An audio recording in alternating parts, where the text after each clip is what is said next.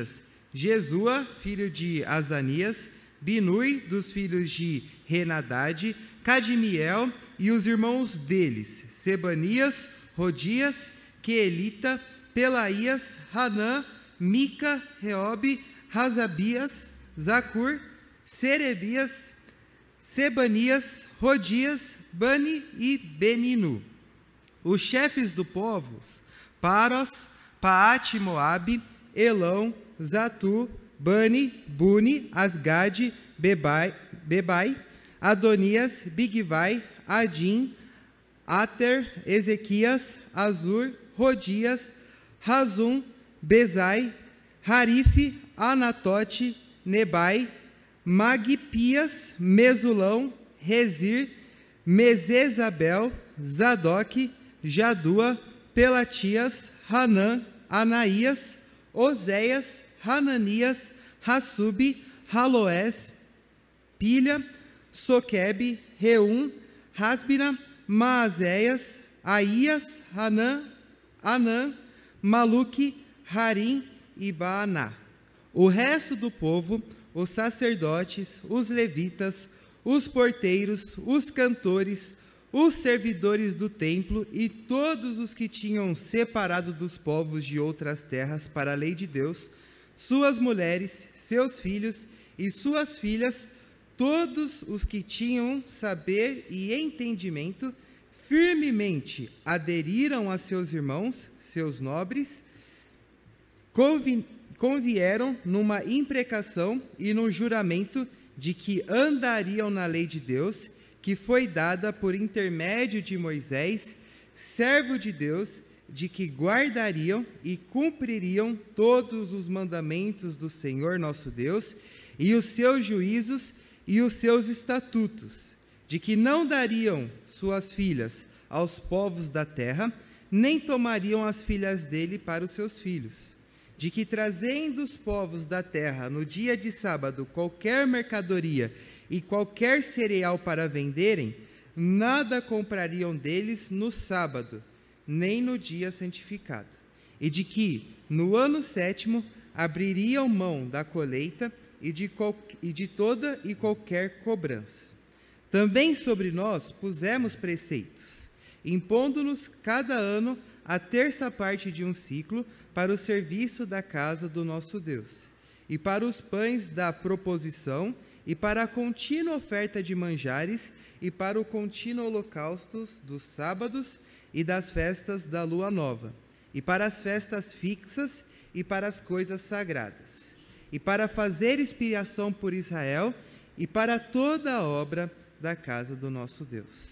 Nós, os sacerdotes, os levitas e o povo, deitamos sortes acerca da oferta da lenha que se havia de trazer à casa do nosso Deus, segundo as nossas famílias, a tempos determinados, de ano em ano, para se queimar sobre o altar do Senhor, nosso Deus, como está escrito na lei.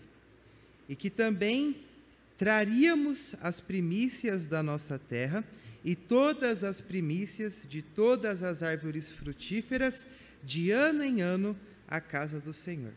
Os primogênitos dos nossos filhos e do nosso gado, como está escrito na lei, e que os primogênitos das nossas manadas e das nossas ovelhas traríamos à casa do Senhor, aos sacerdotes que ministram nela. As primícias da nossa massa, as nossas ofertas, o fruto de toda a árvore, o vinho e o azeite traríamos aos sacerdotes, às câmaras da casa do nosso Deus. Os dízimos da nossa terra, aos levitas, pois a eles cumpre receber em todas as cidades onde há lavoura. O sacerdote, filho de Arão, estaria com os levitas quando estes recebessem os dízimos, e os levitas trariam dos dízimos à casa do nosso Deus, às câmaras da casa do tesouro. Porque aquelas câmaras, os filhos de Israel e os filhos de Levi devem trazer ofertas do cereal, do vinho e do azeite, porquanto se acham ali os vasos do santuário, como também os sacerdotes que ministram e os porteiros e cantores, e assim não desampararíamos a casa do nosso Deus. Vamos orar mais uma vez, pedir que o Senhor nos abençoe, nos ilumine e fale ao nosso coração. Senhor nosso Deus, nosso amado Pai, nós queremos te louvar por todos os atos deste culto, por tudo aquilo que nós fizemos, Senhor, até aqui, para louvar e engrandecer o teu santo nome. Obrigado, Senhor, por esta oportunidade. E agora, Pai, em especial, nós queremos pedir que o Senhor fale ao nosso coração, que por meio da tua palavra, no poder do teu Santo Espírito, o Senhor possa nos iluminar para entendermos qual é a tua santa e perfeita vontade para as nossas vidas. Ajuda-nos, Senhor, porque nós somos falhos, ajude porque a nossa mente é limitada, ajuda-nos porque nós carecemos, Senhor, da tua revelação e da iluminação do teu Santo Espírito, Deus. Que a tua palavra possa fazer efeito sobre a nossa vida e sobre a vida da tua igreja. Ilumine a nossa mente, fale ao nosso coração. É o que nós te pedimos, no nome do teu Filho amado Jesus. Amém, Senhor. Meus irmãos, quando vocês querem entrar em forma ou ficarem fortes, o que vocês fazem? Tem várias respostas, né? Alguns tentam uma dieta, né? Alguns vão para a academia. Existem várias formas aí que a gente ouve, né, de pessoas que fazem de diversos tipos, diversos métodos, ou para perder peso, ou para ganhar força, e aí cada um tem o seu jeitinho. Quando você chega lá na academia, cada um treina de um jeito também, ninguém treina igual, mas o fato é que sempre existe uma regra, sempre existe um padrão a ser seguido. Você não pode acreditar que da noite para o dia você vai emagrecer. Você não pode acreditar que da noite para o dia você vai dormir e amanhã você vai acordar e perder 10 quilos. Isso não existe.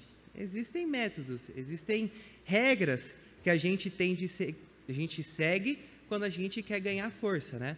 Eu gosto de compartilhar minha experiência na academia, que eu achei muito engraçada. Eu só tentei 2 vezes e não tenho a pretensão de tentar por enquanto, tá bom? Mas eu sofri tentando levantar um supino. Para quem não sabe, o supino é aquela barra, né? Você senta e você tenta levantar. Só com 5 quilos eu não conseguia, passei a maior vergonha da minha vida, né? E a professora lá olhando também. Então, assim, uma experiência traumática, mas eu não tentaria fazer de qualquer jeito. Quando estou na academia, tem que seguir o que a professora quer, né? Tem que fazer do jeito que ela quer. E realmente eu não conseguia, né? O supino ali não dava para mim. Talvez se eu fosse tentar de um outro jeito, talvez desse certo. Mas, como eu não consegui fazer do jeito dela, falei, não consigo, deixa quieta. E nunca mais voltei na academia. É brincadeira. Mas por que eu estou dizendo isso, irmãos? Porque quando a gente quer ficar forte, não acontece mágica. Não existe fórmula secreta. Existe esforço, existe trabalho. E a gente pensa que quando a gente está falando sobre fortalecimento de igrejas, que existe fórmula mágica também. A gente acha que para uma igreja se tornar forte, simplesmente o pastor César vai acordar amanhã e a igreja agora vai estar forte e tudo vai funcionar. Não é assim. Que os presbíteros amanhã vão acordar, né, o conselho, e a semana que vem a igreja vai estar, super forte, super ativa, super trabalhando, crescendo.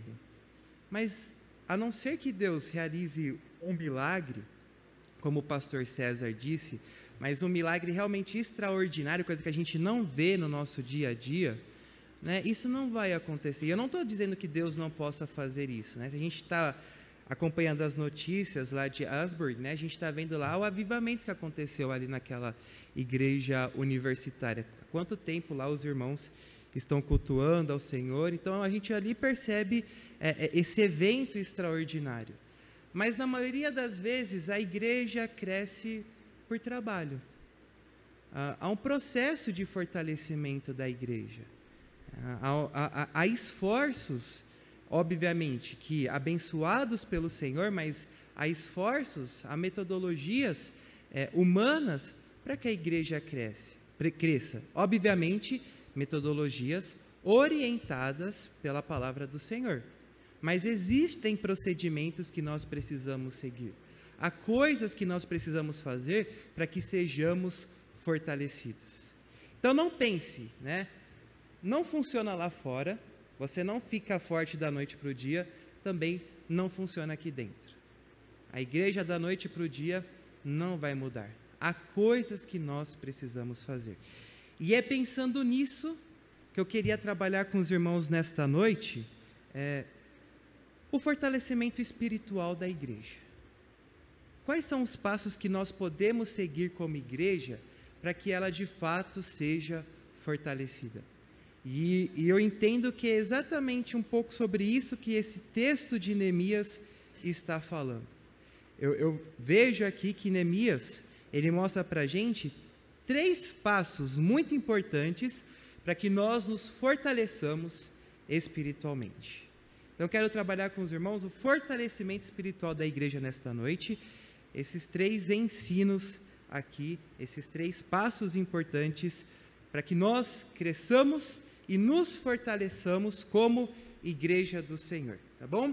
Então, primeiro passo, o primeiro ensino aqui é que o fortalecimento da igreja, o fortalecimento espiritual, necessita do exemplo da liderança. Bom, a gente vê aqui no versículo 38 que o povo, motivado pelo que haviam aprendido da lei, então a gente tem estudado aqui o texto de Neemias, vou recapitular rapidamente com os irmãos. No capítulo 7, nós vimos lá, e capítulo 8, nós vimos a respeito do culto, que esses irmãos estavam recuperando o processo de cultuar a Deus, e lá no meio do culto eles decidem chorar, começam a chorar, porque eles percebem que não estavam vivendo da maneira que Deus queria. E Neemias diz, não, parem de chorar, porque agora é o momento de cultuar a Deus, vocês vão se alegrar. Mas quando chega no capítulo 9, o povo que percebeu que estava vivendo o contrário à lei, passa por um processo de arrependimento. E eles começam a pedir perdão ao Senhor, começam um processo de contrição, mas esse processo de arrependimento e contrição não para só aí, não para só pela oração. E aí quando a gente chega aqui no capítulo 10, a gente vai ver quais foram os efeitos desse processo de arrependimento. E aí Neemias começa dizendo, porque a gente se arrependeu, porque a gente sentiu no nosso coração que nós não estávamos seguindo a Deus, nós decidimos estabelecer uma aliança fiel com Deus. Nós quisemos formalizar diante de Deus o nosso compromisso de agora ser fiel a Ele. Então perceba que a liderança dos judeus foi movida, foi motivada por um desejo de fidelidade ao Senhor. Eles queriam ser fiéis a Deus. E isso surge no coração da liderança. Então, a gente precisa entender que os líderes também precisam ser motivados por esse desejo de fidelidade. Quando a gente fala de fortalecimento da igreja, a nossa motivação não pode ser a seguinte: a igreja presbiteriana é mais forte do que tal igreja. Ou o pastor, ou o presbítero tal, ou o conselho tal, é o melhor conselho que tem. Não deve ser motivações pessoais. Não é para a gente se ostentar e falar, vou trabalhar na casa do Senhor para que daqui a alguns anos eu possa dizer, está vendo aquilo ali, ó? Fui eu que fiz. E se eu não estivesse lá, não teria acontecido. Não é por isso, não é para a gente se vangloriar. A nossa motivação, quando a gente trabalha na casa do Senhor, deve ser a fidelidade a Deus. Tão simplesmente porque é isso que Ele espera de cada um de nós. Que sejamos encontrados fiéis naquilo que Ele nos tem dado. Então, no exemplo da liderança, a motivação é muito importante. Então, se você é líder na igreja, se você é um dos líderes que nós temos aqui, reveja quais são as suas motivações. Por que você tem trabalhado na obra do Senhor? Para dizer que você faz ou porque você quer ser fiel a Deus? A gente tem que parar às vezes com uma coisa, que a gente tem de ficar ostentando, e a gente pensa em ostentação, a gente pensa só acontece lá fora. Eu acho que existe uma ostentação espiritual dentro da igreja também. A gente gosta de ostentar que, fui eu que fiz aquilo lá. Está vendo aqui aquela janela ali? Fui eu que fiz, fui eu que arrumei. Não, a nossa motivação deve ser fidelidade ao Senhor. Mas percebam, os líderes sempre devem ser os primeiros a assumirem os compromissos. E a gente olha isso, a gente repara isso aí no verso 38, porque Neemias diz aí que foram ele, né, ele assumiu, os príncipes, os levitas e os sacerdotes. E isso é repetido aí no verso 8, no verso 8 diz aí que foram os sacerdotes, o verso 9 diz que foram os levitas, e no verso 14 diz aí os chefes do povo, ou seja, os cabeças do povo. Quem são essas pessoas então que assumiram esse compromisso? A liderança, né? A liderança política, a liderança religiosa, eles assumiram esse compromisso primeiramente diante do Senhor. E quando vocês olham aí no verso 2, é um pouco difícil, né? Estou sentindo saudade, porque quando a Jennifer está lá, ela já projeta aqui, fica tão fácil para a gente, mas vão acompanhando aí na Bíblia de vocês. No verso 2, cita aí o nome de Seraías, e vai dizendo Azarias, Jeremias, Pazur.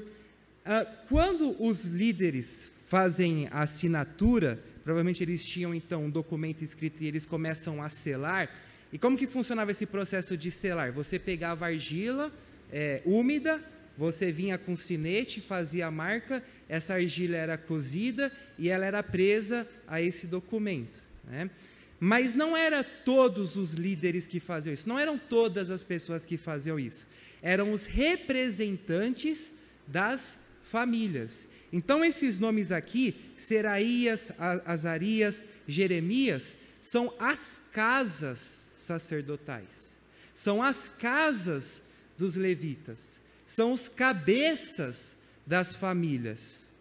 Então há uma representatividade. Então a gente vê que os líderes são os representantes do povo. E pela graça do Senhor, a igreja presbiteriana é uma igreja que funciona num sistema representativo. Então, se você é líder, por exemplo, de uma sociedade interna, lembre-se que irmãos depositaram a confiança em você. Irmãos disseram, queremos que você nos conduza. Então, não é só a responsabilidade que você tem com Deus, mas a responsabilidade que você assumiu diante dos seus irmãos que votaram em você. É a mesma coisa com os presbíteros da igreja, é a mesma coisa com os diáconos da igreja, é a mesma coisa com o pastor da igreja. Nós votamos e essas pessoas nos representam. Então elas devem nos conduzir, elas devem estar à nossa frente. Então, quando você assume um cargo de liderança dentro da igreja presbiteriana, lembre-se da responsabilidade que você está assumindo. E você deve ser exemplo para os outros. A mudança que a gente espera da nossa igreja precisa começar primeiramente com a sua liderança. E aí o pastor César deu uma bronca hoje pela manhã, embora muitos não tenham percebido, mas foi uma bronca, né? O jeito do pastor César de dar a bronca, sempre calmo, tem que aprender isso. Certamente eu teria dado uma baita, né? Mas a gente vai aprendendo a ter sabedoria para falar. Mas foi muito triste, porque na sexta-feira, né, nós tivemos uma reunião de oração das lideranças e os líderes não estavam presentes. Mas são os mesmos líderes que querem que a igreja cresça. São os mesmos líderes que falam, não, a gente quer fazer projetos para a nossa sociedade crescer, que a gente quer fazer projeto para o nosso departamento funcionar melhor, mas não estavam aqui. E nós precisamos ser exemplos. Nós que Deus nos escolheu para sermos líderes, nós que fomos escolhidos ou pelo conselho que representa a igreja, ou pelos membros da igreja, nós que fomos eleitos, precisamos ser exemplo. E é exatamente isso que nós vemos aqui, do verso 38 do capítulo 9 até o verso de número 27. E eu quero chamar a atenção dos irmãos e destacar aqui que o compromisso que esses líderes assumem na verdade, é um compromisso absoluto. Não é um compromisso negociável. Lá no verso 38, eles dizem que eles estabeleceram uma aliança fiel com Deus. A palavra para aliança é a mesma palavra que é usada ao longo do Antigo Testamento, quando Deus estabelece uma aliança com o seu povo. E o sentido dessa palavra aliança é de fazer um corte. Fala assim, então só para vocês entenderem, um hebreu não diria o seguinte: vamos fazer uma aliança. Eles diriam: vamos fazer um corte. E por que eles dizem vamos fazer um corte? Porque era costume naquele período de quando você estabelecesse uma aliança, que você pegasse um animal, partisse esse animal ao meio e fizesse dele um tipo de fileira. Então você colocaria um pedaço de animal num canto e o outro pedaço do animal no outro canto. E as pessoas que fizessem essa aliança passariam pelo meio, no meio desses animais. Não sei se vocês conseguem imaginar. Então, numa fileira de pedaços de animais, você passa pelo meio e com isso você está estabelecendo uma aliança. Por que essa figura? Quando você estabelece uma aliança, você está dizendo o seguinte: se eu não cumprir a minha parte do acordo, que aconteça comigo o mesmo que aconteceu com esses animais. Então, se eu não cumprir a minha parte na aliança, que eu seja cortado ao meio. Por isso eles diziam: vamos estabelecer um corte. Então, o que os líderes estão dizendo aqui é o seguinte: se nós não cumprirmos o que dissemos na nossa aliança, que nós sejamos cortados ao meio. É um compromisso absoluto, é um compromisso de vida e morte. Então lembre-se, nenhum compromisso que a gente assume na igreja é um compromisso que a gente pode simplesmente falar assim: tá, eu disse que eu faria aquilo, mas quer saber, hoje é domingo, tá passando o jogo do Corinthians, vou ficar em casa assistindo, eu sei que eu disse, mas o Gustavo me substitui lá, na verdade eu não vou para a igreja hoje, mas o pastor prega no meu lugar, vou fazer outra coisa. Não existe isso na vida da igreja. Os compromissos que assumimos aqui, nós precisamos entendê-los com seriedade. São compromissos absolutos. E o povo está manifestando isso. Vejam que é uma aliança fiel, é uma aliança verdadeira. Então, se nós queremos crescer espiritualmente, nós queremos fortalecimento espiritual, precisa começar com os líderes. Os líderes precisam assumir compromissos absolutos, serem exemplos, serem motivados pela fidelidade ao Senhor.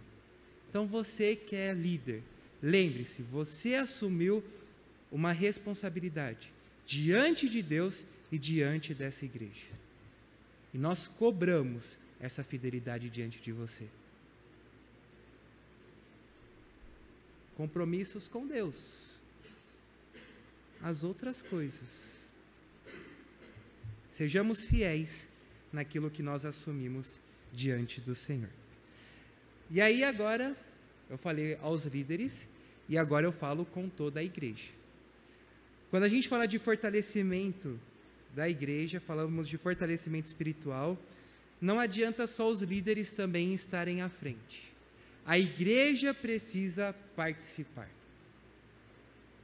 Nós precisamos também estar envolvidos. Nós que fomos inspirados pelo testemunho ou pelo exemplo dos líderes, precisamos também trabalhar. Então, o segundo ensino desse texto é que no fortalecimento espiritual da igreja é necessária a participação de todos.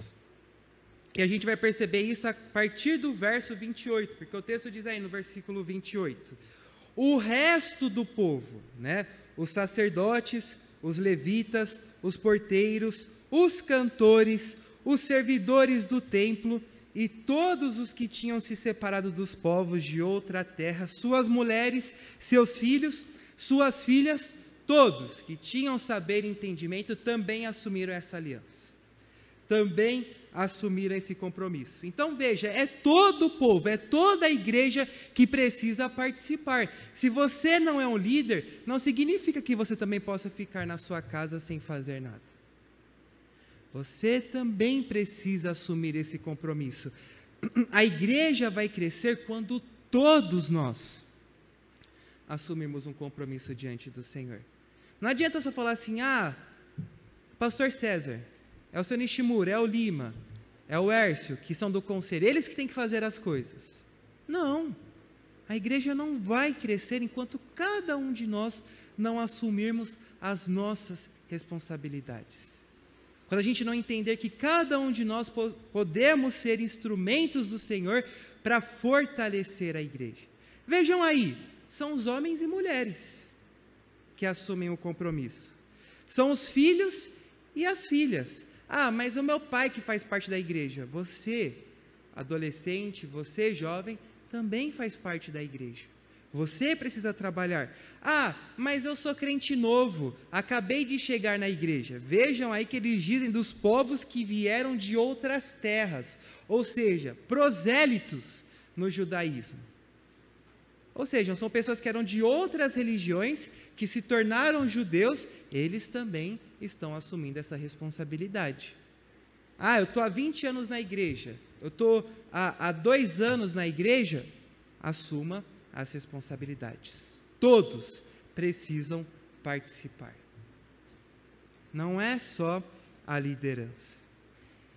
E, irmãos, vocês precisam animar e se juntar aos líderes. O verso 29, eu acho que vocês repararam na minha leitura que quando eu estava lendo o verso 29, eu espero que vocês tenham percebido, depois dos seus nobres, eu coloquei uma vírgula aí na leitura, porque aqui há 2 movimentos no verso 29. Primeiro diz aí que eles firmemente aderiram a seus irmãos. Talvez uma tradução melhor para cá seria, eles encorajaram seus irmãos, os nobres, e depois eles também se juntaram ao compromisso. Então, eles tanto encorajam, primeiramente, e também assumem essa responsabilidade. Fazer uma pergunta, né? O pastor não precisa responder. Mas quantas vezes o pastor recebeu uma visita dos irmãos da igreja na sua casa? Quantas vezes os presbíteros da igreja falaram, vamos lá visitar o pastor? Ou quantas vezes os diáconos disseram, vamos lá visitar os presbíteros?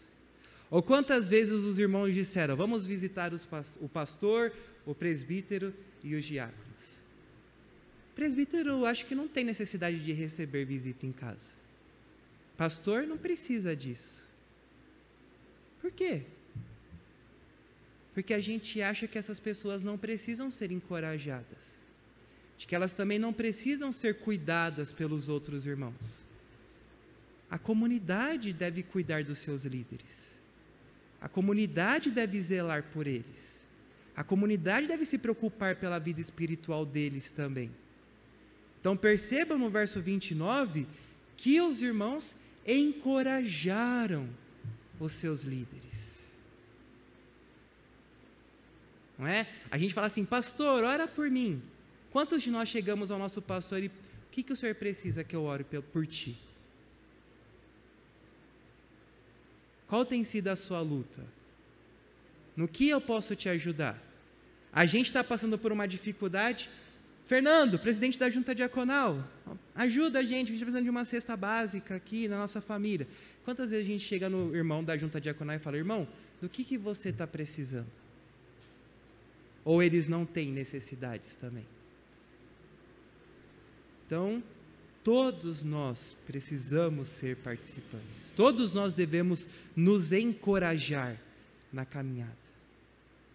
Os líderes precisam do encorajamento de vocês, meus irmãos. E vocês precisam também se ajuntar nessa caminhada. Eles não podem caminhar sozinhos. A gente precisa também que os liderados acompanhem. E é isso que acontece aí também no final do verso 29, né? Eles também convieram numa imprecação e no juramento. E na imprecação eles estão dizendo assim, que nós sejamos amaldiçoados também, se nós não cumprirmos aquilo que nós estamos prometendo diante de Deus. Será que esse é o nível de compromisso que a gente assume com a igreja? De dizer que eu seja amaldiçoado se eu não fizer aquilo que eu prometi fazer diante da igreja. Vendo como os nossos compromissos nem sempre são absolutos. E qual que é o foco e a ênfase do nosso compromisso? Tanto que os líderes quanto os liderados precisam assumir diante do Senhor. É um compromisso de obediência. E é isso que a gente vê aí no verso 29 e no verso 30. Eles não prometem diante do Senhor que eles vão fazer 7 semanas de jejum intenso e pá. Eles não prometem que eles vão doar os seus carros, né? Todas essas promessas que a gente vê nas igrejas. Geralmente, quando a gente vê avivamentos aí pelas igrejas, é o seguinte: Deus vai fazer um avivamento na sua vida. Mas o que você precisa fazer? Olha, irmãos, doa o seu carro, doa aí aquilo que você não tem como doar, né? Entra no cheque especial aí para fazer uma oferta para a igreja. Vamos fazer aí uma super campanha de jejum e pá. E parece que avivamentos giram em torno dessas coisas. Mas o avivamento do povo de Deus gira em torno da obediência e da centralidade da palavra. O que eles dizem, o compromisso que eles assumem aí, nós vamos cumprir os mandamentos que Deus nos deu por meio do seu servo Moisés. É isso que nós vamos fazer. Vamos ser fiéis à palavra. E a gente pode notar, quando a gente fala sobre história da redenção, história da revelação, quando vocês veem o farisaísmo lá dos dias de Jesus, a gente pode notar que ele tem bases nesse movimento aqui de Neemias. Só que foi distorcido. Mas o farisaísmo dos dias de Jesus também tem uma centralidade na lei, também tem uma centralidade em Moisés. Só que eles fazem isso se preocupando agora só com os fatores externos, enquanto a preocupação de Neemias é uma preocupação interna, de agradar ao Senhor. Mas a gente consegue perceber as evidências desse compromisso absoluto com a palavra de Deus aqui. Então percebam, a lei, a palavra de Deus, tem uma centralidade na vida de um povo que está buscando fortalecimento espiritual. Não existe verdadeiro avivamento sem a palavra de Deus. Não existe verdadeiro avivamento sem obediência integral à palavra de Deus. Você quer ser usado por Deus? Comece sendo obediente. A gente começa, Deus, eu quero ser tanto usado pelo Senhor, use a minha vida. Mas a gente não quer obedecer aquilo que as Escrituras mandam. A gente não quer fazer aquilo que Deus exige de nós. Então, como nós queremos ser usados? Não existe isso. Você não fica forte da noite para o dia. E uma igreja também não vai ser avivada se nós não buscarmos a palavra de Deus. E a gente vai ver que essa centralidade, essa obediência a Deus, vai ser refletida na santidade dos relacionamentos. Eu quero chamar a atenção aí dos irmãos, quero mostrar como é interessante que o foco da lei, quais pontos da lei eles vão buscar cumprir? São pontos da lei que têm a ver com os relacionamentos. O povo vai manifestar uma santidade nos seus relacionamentos. Primeiro, uma santidade matrimonial. Olha, a gente não vai dar os nossos filhos para se casarem com mulheres de outras religiões, de outros povos, não vão se casar com os pagãos. E da mesma forma, as nossas filhas também não vão ser dadas para casamento com eles. E por que eles fazem isso? Porque eles têm a consciência de que se isso acontecer, o povo vai se desviar. É só a gente se lembrar lá do caso de Salomão. Quando começa a idolatria de Salomão? Diga, meus irmãos, onde começou a idolatria de Salomão? Onde? Começou no casamento dele. Porque o texto lá de 1 Reis, capítulo 11, verso 1 e 2, e aí não tem como projetar, né, mas quem quiser pode abrir lá, diz que Salomão se casou com muitas mulheres, e muitas dessas mulheres não temiam ao Senhor, mas eram de outros povos, e o que Salomão fez? Começou a construir templos para que essas mulheres também pudessem cultuar aos seus deuses, e o que isso fez com o povo de Israel? Perverteram eles do caminho do Senhor. Então, a santidade que a gente espera para o crescimento da igreja começa no nosso lar. Começa no seu relacionamento com a sua esposa, com os seus filhos. Como você tem criado os seus filhos? Chega a época de adolescência, juventude, e os filhos querem começar a namorar. Qual que é a orientação que vocês dão para eles? Olhe, busque uma pessoa que seja temente ao Senhor, uma pessoa que seja fiel, uma pessoa que busque a Deus, ou não, o cara ali tem bastante sucesso, ele vai ser rico, então pode casar com ele. É esse tipo de orientação que a gente dá? Então veja, a santidade nos relacionamentos num avivamento. Se queremos ser fortalecidos espiritualmente, precisamos buscar essa santidade nos relacionamentos. Primeiro, matrimonial, primeiro dentro de casa. Depois, comercialmente falando. A gente pode trazer isso aqui para as nossas referências profissionais, não é? Olha o que Neemias diz: se alguém vier vender comida no sábado, se alguém vier vender coisas no sábado, não vão vender, porque o sábado é o dia do Senhor. Então não vai existir comércio dentro da nossa cidade no dia de sábado, porque o povo também no passado tinha falhado em guardar o sábado do Senhor. Então o que Neemias está ensinando aqui? Da nossa não associação com os ímpios, no que diz respeito às nossas questões profissionais, comerciais, é aquilo que Paulo diz lá em 1 Coríntios, capítulo 5, verso 11. Não se associe com o ímpio quando você tiver que fazer um negócio, porque o ímpio é ganancioso, porque o ímpio não compartilha das mesmas intenções do que você. Então, às vezes, você pode não ser um empresário, mas você chega na sua empresa, na empresa que você está trabalhando agora, e a primeira coisa que acontece com você é se aculturar naquele ambiente, é você fazer tudo o que está sendo feito naquele ambiente.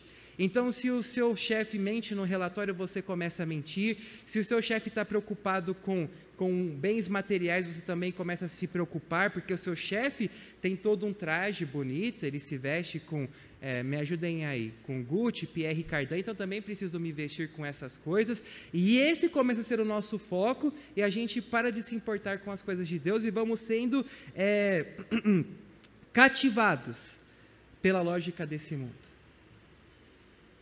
A gente tem perdido, meus irmãos, e obviamente quando eu digo perdido aqui, eu estou falando da perspectiva humana, porque da perspectiva de Deus a gente sabe que a igreja nunca é derrotada, mas às vezes a gente anda tão assim, uma igreja enfraquecida, uma igreja pobre, em termos humanos falando, é porque a gente simplesmente se parece com o mundo. E tudo isso é num sentido econômico mesmo. Eu acho que a mentalidade econômica é aquilo que tem regido as nossas vidas. Eu acho que não tem nenhum outro fator, talvez mais importante hoje, do que o fator econômico como aquilo que nos motiva. A gente é totalmente englobados, é a expressão globalizados, na lógica desse mundo. Do trabalho excessivo, da busca por bens de consumo. É isso que a gente vive no nosso dia a dia. E a gente quer, de fato, viver uma vida de santidade, um avivamento. Como? Se as nossas preocupações são as preocupações desse mundo. Não vai acontecer. Sinto muito, igreja. Não vai acontecer. Não vai. Se nós não buscarmos santidade nos nossos relacionamentos de trabalho, profissionais e tudo mais.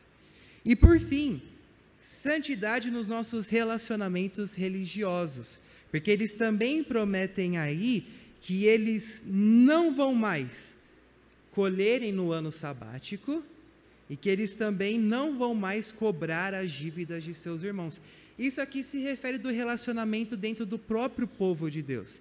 Deus havia estabelecido o ano sabático como um ano, aquele ano que o povo não ia plantar, eles iam descansar, e eles não iam ficar colhendo, mas aquilo que a terra produzisse por si só, seria para os irmãos, para os órfãos, para as viúvas, que tinham necessidade dentro do povo de Deus. E quando chegasse o 7º ano, então a cada 7 anos, eles iam perdoar as dívidas dos irmãos. Então, do que está sendo dito aqui? Dos relacionamentos religiosos, de como você cuida da sua família da fé. Paulo diz, façam bem a todas as pessoas, mas principalmente aqueles que são da família da fé. Se a gente não se importar com as necessidades dos nossos irmãos, também não adianta a gente falar sobre avivamento. Porque Tiago diz o seguinte, Tiago 1, verso 27 diz, a religião pura e sem mácula para com nosso Deus e Pai é esta, visitar os órfãos e as viúvas nas suas tribulações e a si mesmo guardar-se incontaminado do mundo. Visitar o órfão e a viúva, que é uma expressão que representa aqueles que têm necessidades. Esse deve ser o nosso compromisso, de cuidarmos uns dos outros, de nos preocuparmos com a vida dos nossos irmãos. E para buscar fortalecimento espiritual é necessária essa santidade nos relacionamentos. Tudo isso para mostrar, irmãos, que não é só a liderança. Cada um de nós precisamos nos comprometer com o trabalho do Senhor, com esse compromisso, com essa aliança diante de Deus. Não são só os líderes que vão buscar o avivamento e o fortalecimento espiritual. Todos nós, nos nossos lares, nos nossos trabalhos e no nosso relacionamento com os nossos irmãos, vamos buscar a lei do Senhor. Para que de fato o fortalecimento espiritual venha. Então, até aqui, 2 ensinos. Primeiro, para o fortalecimento espiritual é necessário o exemplo da liderança, é necessária a participação de todos e, por fim, é necessária a dedicação integral ao projeto. E a gente vai ver isso aí a partir do verso 32 ao verso 39, porque as pessoas vão começar a assumir as suas responsabilidades com a casa de Deus. Vejam que Neemias diz no verso 32, nós pusemos sobre nós preceitos, para que nós contribuíssemos com a obra do Senhor. Então, cada um vai se comprometer, vai se dedicar no sustento da casa do Senhor. E aí eles vão estabelecer como cada um deveria contribuir. Então vai falar sobre lenha para os sacrifícios. Então a casa do Senhor funcionava de diversas formas. Eles dizem aí, tem as ofertas de manjares contínuas, tem as ofertas das festas fixas, há o pão da mesa da propiciação, da proposição, então que também todo dia precisa ser trocado. Há diversas ofertas. E para que o serviço da casa do Senhor funcione, o que a gente precisa fazer? A gente precisa contribuir. Então a gente vai contribuir com a casa do Senhor. E eles estão se dedicando integralmente, eles não estão simplesmente oferecendo os bens materiais deles. A gente tem que entender isso. Quando você oferta na igreja, quando você dá o seu dízimo, não é o dinheiro que simplesmente nos interessa. Não é isso. É que quando você realmente contribui, na verdade você está mostrando que o dinheiro é só um reflexo da dedicação que você precisa ter na sua vida. Não adianta também, mas eu dou o meu dízimo todo mês, mas o restante do mês eu tô sumido da igreja, ninguém mais me vê. Isso não adianta. Nós precisamos sustentar a casa do Senhor, inclusive com o nosso suor, com o nosso trabalho, com a nossa dedicação. E aí eles vão começar a dizer aí a respeito da consagração. Por isso que eu quero mostrar para vocês, as ofertas deles apontam para a consagração da vida. Porque o que eles vão oferecer para o serviço da casa do Senhor? A primazia. Eles vão oferecer aí o primogênito, eles dizem, dos seus filhos, dos seus animais, das suas massas, das suas colheitas, a primazia. O que de melhor eles têm, eles oferecem ao Senhor. E você oferecer o primogênito a Deus, a primeira colheita, as primícias, a gente pode entender pelo menos duas coisas aí. Primeiro, o reconhecimento da propriedade de Deus. Eu ofereço algo a Deus porque é dele. Ele me deu. Os primogênitos da minha casa são do Senhor. Então, eu entrego a Ele. E a gente também, a dedicação total da sua vida. Entregar a primeira parte, entregar a melhor parte, é uma representação da totalidade. Quando você entregava, por exemplo, os primeiros frutos representavam toda a colheita que via posteriormente. Então, entregar os primeiros frutos é um sinal de que você está dedicando a sua colheita a Deus. Então, se a gente quer que a igreja do Senhor cresça, meus irmãos, a gente fala isso para vocês o tempo todo. É necessário dedicação, é necessário compromisso, é necessário suor, é necessário trabalho, é necessário empenho na casa do Senhor. Não adianta a gente falar assim, não, Deus vai nos abençoar, Deus vai trazer os visitantes. Mas Deus traz os visitantes e a gente não tem pessoas para receber os visitantes. Eles vão para uma outra igreja onde tem gente que receba eles bem. A igreja de presbiteriana de Vila Buenos Aires não é o reino do Senhor. Ela é uma representação do reino do Senhor, mas ela pode fechar as portas um dia. E haverão outras igrejas presbiterianas aí que foram fiéis no seu compromisso. Mas se nós amamos o trabalho do Senhor e amamos esta igreja, precisamos nos empenhar. E eu me alegro, porque tem irmãos que já têm feito isso, com projetos, ideias, se dedicando. Há líderes que estão buscando, que estão aqui na sexta-feira à noite orando, mas é necessário que todos nós estejamos comprometidos. O pastor César não pode mudar a realidade dessa igreja sozinho. O seu Nishimura, o irmão Lima, o Hércio não podem mudar, a junta diaconal não pode mudar. Todos nós precisamos nos empenhar no serviço desta casa. Precisamos dedicar a nossa vida ao Senhor, para que de fato sejamos fortalecidos espiritualmente, meus irmãos. E é isso que Neemias está nos mostrando. Para nós encerrarmos, eu só queria ler com vocês um texto que está lá em Efésios, capítulo 4. Vou pedir para que vocês abram nesse texto, capítulo 4, verso 15 ao verso 20. Para nós entendermos a importância do Senhor Jesus em tudo isso que eu trouxe para os irmãos. Tá bom? Vejam o que diz Paulo em Efésios, capítulo 4, a partir do verso 15.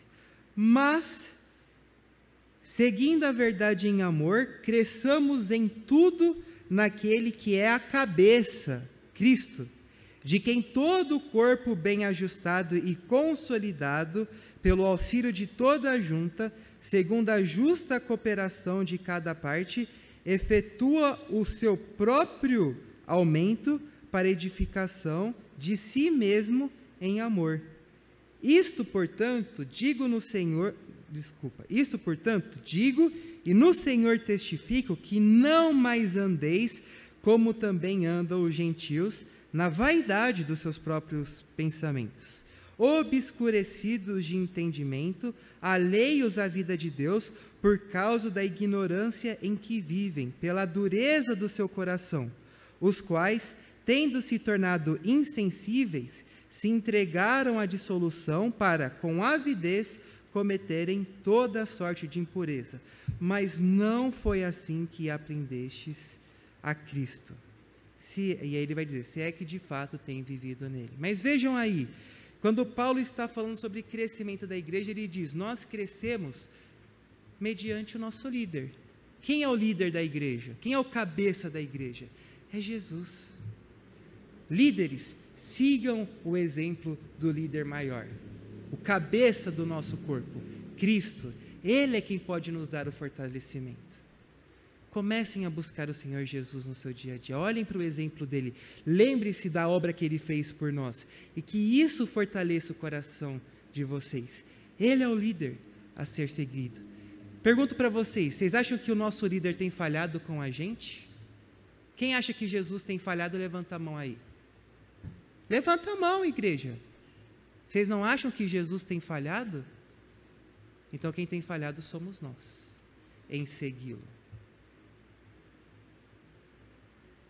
Nós temos falhado em seguir o nosso líder. E ele diz aí: todo o corpo ajustado nessa cabeça, pela cooperação uns dos outros, pelas juntas que estão bem encaixadas, cresce segundo a imagem dele. Vejam, não é só o líder, o corpo precisa crescer nesse líder. E esse líder, vai dizer aí também o texto de Efésios, distribuiu dons para nós. Há uma diversidade de trabalho a ser feito na igreja. Há tanta coisa a ser realizada aqui. E o nosso líder tem nos capacitado. Então a gente precisa começar a se ajudar uns aos outros.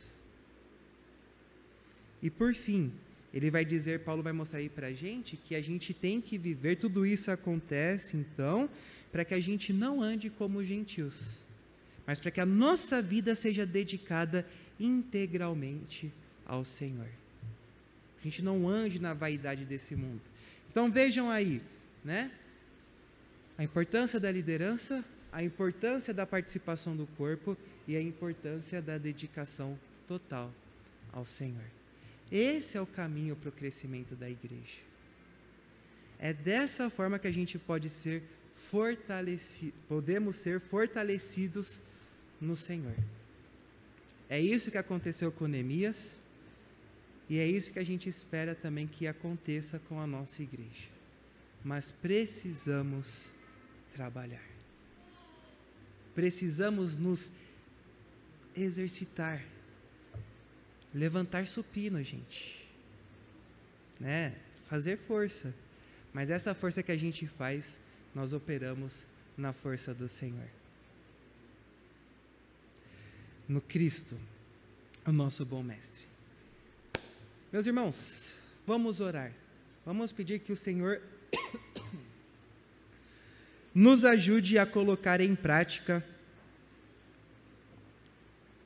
essas verdades. Oremos ao Senhor.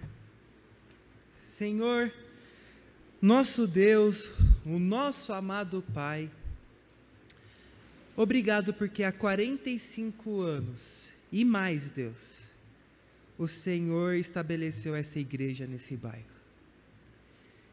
E nós que estamos aqui, pessoas de gerações tão diferentes, Senhor, os mais velhos, os mais novos, os recém-nascidos, Senhor, são pessoas que desfrutam, que vivenciam o projeto do Senhor neste bairro, Deus.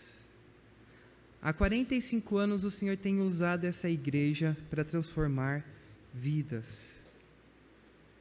E nós somos a prova disso, porque nós somos transformados, Senhor, pelo trabalho de irmãos que vieram antes de nós, pelo suor, pelo esforço de irmãos que se dedicaram a este lugar, mas principalmente pela Tua graça que foi derramada aqui, Deus. Senhor, e queremos pedir a Ti que derrame essa graça em nossos corações. Derrame sobre nós, Senhor, esse fogo que nos impulsiona a trabalhar por Ti. Renova o nosso amor por Ti e por este lugar, Deus, para que possamos trabalhar, para que possamos entender que fazemos parte de um corpo de irmãos que já partiram, mas que também se dedicaram aqui, e que possamos deixar o nosso legado para gerações futuras, e que a Igreja Presbiteriana em Vila Buenos Aires, que é uma representante do Teu reino aqui nesse bairro, possa crescer e frutificar, Deus. Dá-nos essa graça mais uma vez. Nos ajude, Pai. Nos ajude. Ajude a liderança dessa igreja a ser exemplo. Ajude a liderança dessa igreja a estar à frente, correndo à frente do teu povo, oferecendo para eles guia para o caminho, Deus. Que a liderança seja um exemplo para os irmãos que necessitam de exemplos, mas que essa liderança, primeiramente, possa estar seguindo o exemplo do teu Filho. Te pedimos também, Pai, para que todos, cada um de nós aqui, possamos nos comprometer com o teu trabalho, Senhor. Homem, mulher, jovem, idoso, criança, adolescente, novo na fé, pessoas que estão aqui há mais tempo, que todos nós possamos nos comprometer em aliança contigo, Deus, de servirmos a tua casa. E que a tua palavra seja central, Deus, nos nossos relacionamentos familiares, nos nossos relacionamentos profissionais e no nosso relacionamento, Deus, um com o outro. Que essa igreja possa de fato ser uma família da fé. Nós já somos, Pai, porque o Senhor nos uniu a Cristo Jesus, mas que a gente possa evidenciar isso por meio do nosso viver. Ajuda-nos, Deus. E também, Pai, pedimos que nós possamos consagrar todo o nosso ser a Ti, sem reservas, Deus. Que a gente não selecione algumas áreas ou algumas coisas da nossa vida para dedicar ao Senhor, mas que toda a nossa vida seja dedicada ao Senhor. Que possamos nos empenhar no trabalho aqui, Deus. Que possamos derramar suor, entendendo que o nosso esforço em Ti não é vão. Mas se nós trabalharmos, nós certamente seremos recompensados. Que as nossas preocupações não sejam as preocupações deste mundo, Deus, mas as preocupações do Teu reino. Que possamos buscar em primeiro lugar a Tua justiça, o Teu reino, entendendo que todas as demais coisas vão nos ser acrescentadas. Vivifica, fortalece espiritualmente esta igreja, este povo, que é povo Teu, Pai. Nós estamos a Teu dispor. Usa-nos, transforma-nos, para que também possamos transformar a outros. É o que nós Te pedimos, no nome do Teu Filho amado Jesus, o nosso Senhor, a nossa cabeça, em quem queremos crescer. Amém, Pai.